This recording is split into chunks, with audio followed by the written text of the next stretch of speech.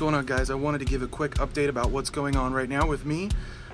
If you haven't checked it out already, I have my album Reboot. It's available here on YouTube, Spotify, Google Play, Amazon Music, wherever you stream your music. It's available there, either free or you can purchase it.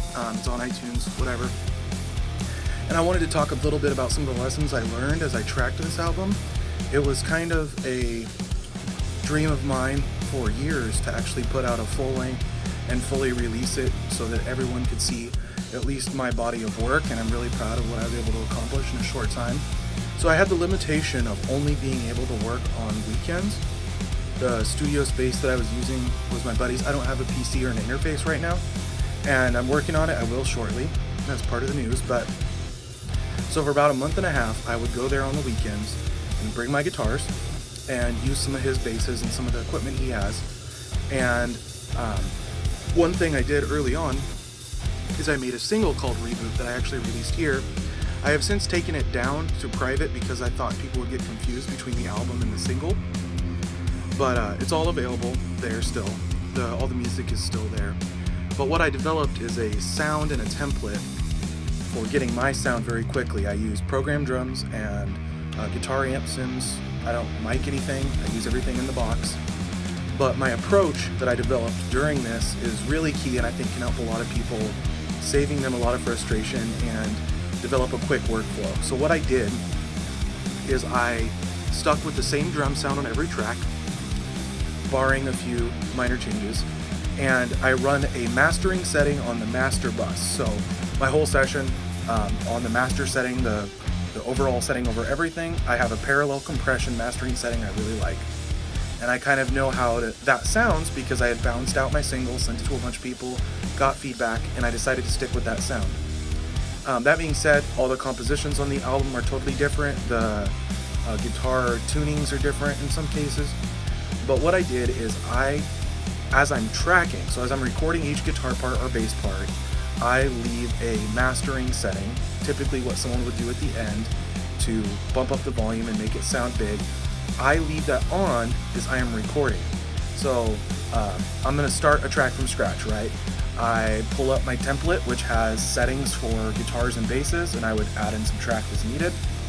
And I have a drum sound that I know sits in a mix really well and mixes with my type of guitar sounds well.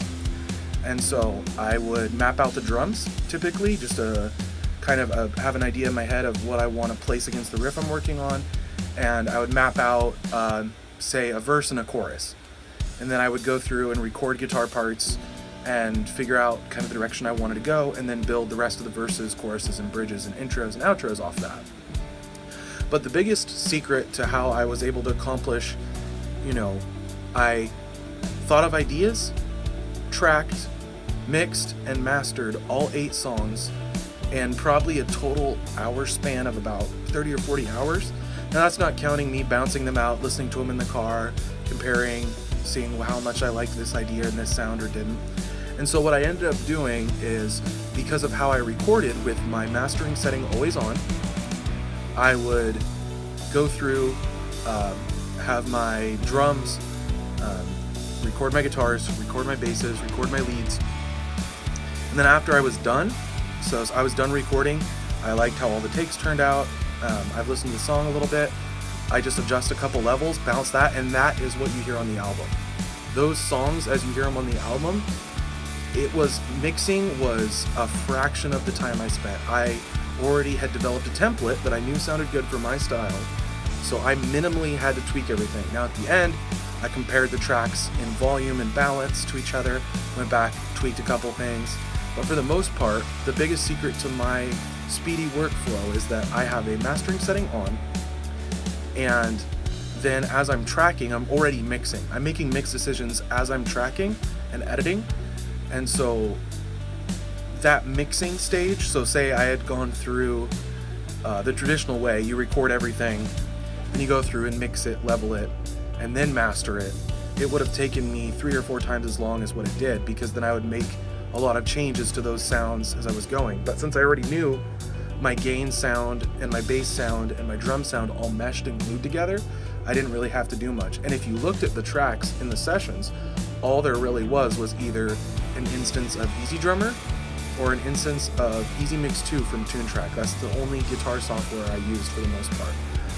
I did occasionally throw on delays or reverbs that weren't included from EasyMix, and a little bit of EQ here and there just for low and high passing to kind of shape a couple sounds. But for the most part, what you hear was me throwing up an instance of this great EasyMix 2 program, which is a very simple amp sim mixing type of software. They kind of apply a preset that someone very carefully designed, and you can flip through them quickly. I bought all the expansions, so there's about 2,000 guitar, bass, and various other instrument sounds in there. There's quite a bit there, but I just kind of flipped through quickly, find things that worked and things that didn't, and that's all I did. I was using inexpensive guitars. I was using my Jackson that I put about $200 into for 95% of the guitars. I used a really cheap P-bass that my friend has that he got for $30 with fresh strings. And that's the important part. I did have fresh strings on everything consistently, and I was using, quality picks and cables, and I was mixing. Now my friend does have a good set of monitors, and that does help quite a bit. He had some 8s, and he has an environment where I can listen and track fairly loudly. But for detail mixing, a lot of times I like to mix at conversation volume. I don't like to mix super loud. Sometimes for tracking, for guitars especially, I like to have the volume up a little bit because you get a better feel from these fake amps if you have the guitars turned up. So you're getting natural feedback and kind of more of the interaction of the sound with the guitar than you would if you were just using headphones or small speakers at really low volume. And that's a key to my sound, but part of it too is just in my head, I try not to edit things too tightly. I want them to still sound like realistic performances. If you listen to the album, you can hear a lot of that.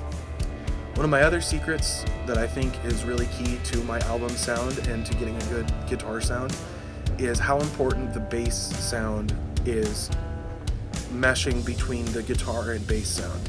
The guitar and drum sound.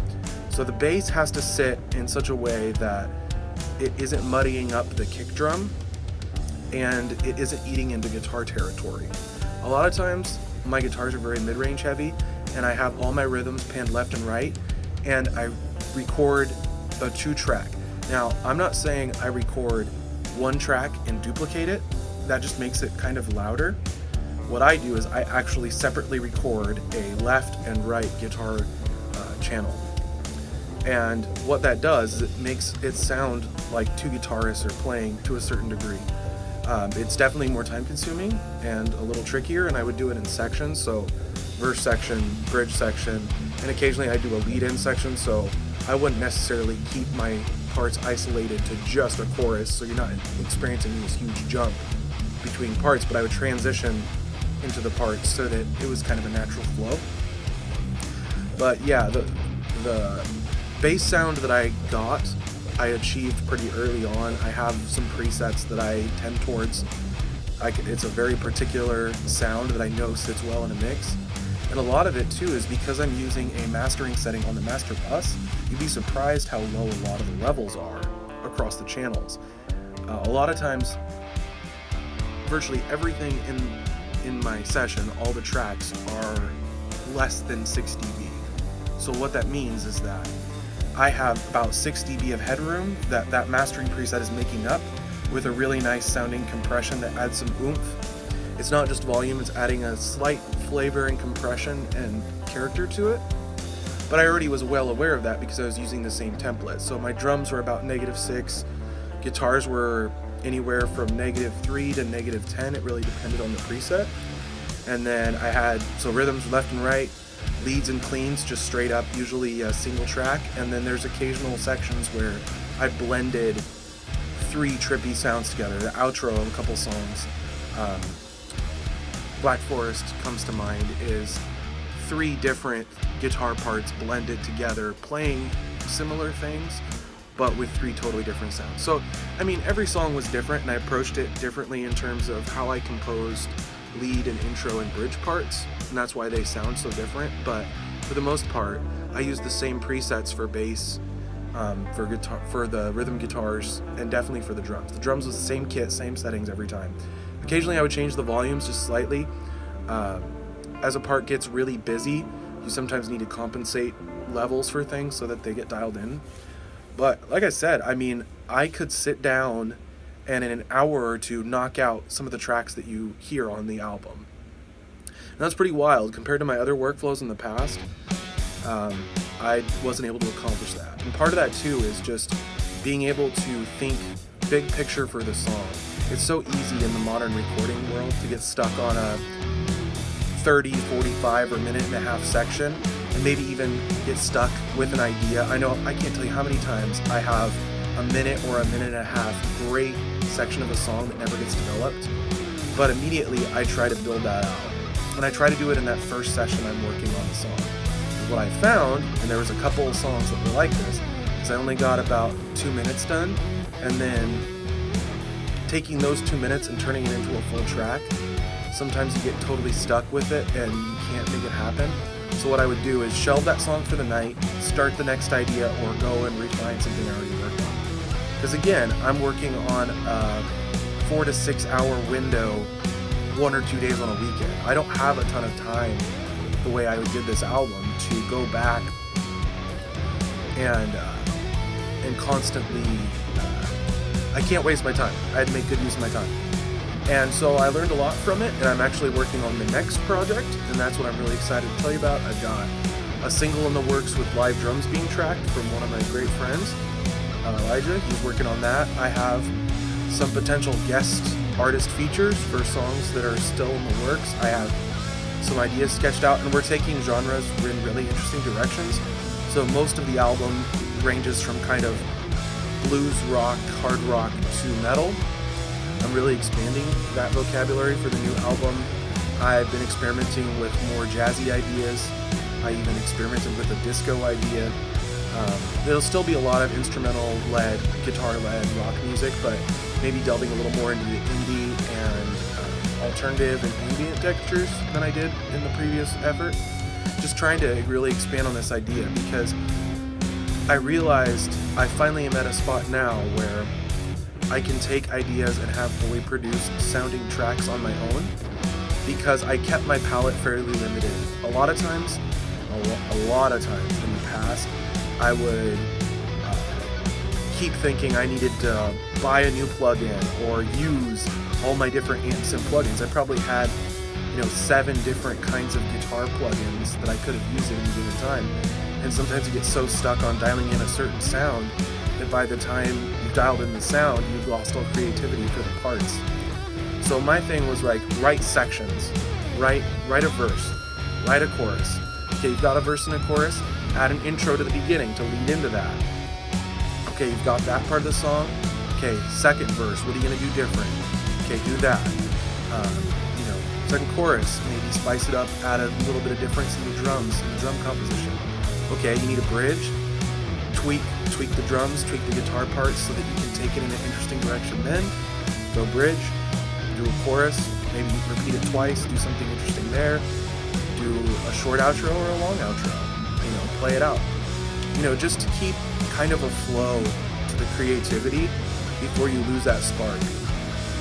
And it was a really good time. I'm really excited to better promote and market the upcoming stuff and release more singles instead of just kind of out of nowhere drop an album. I'd really like to expand the YouTube following. I'm going to get back into talk pieces more and more demos, more kind of informational things, all different ideas for content coming up.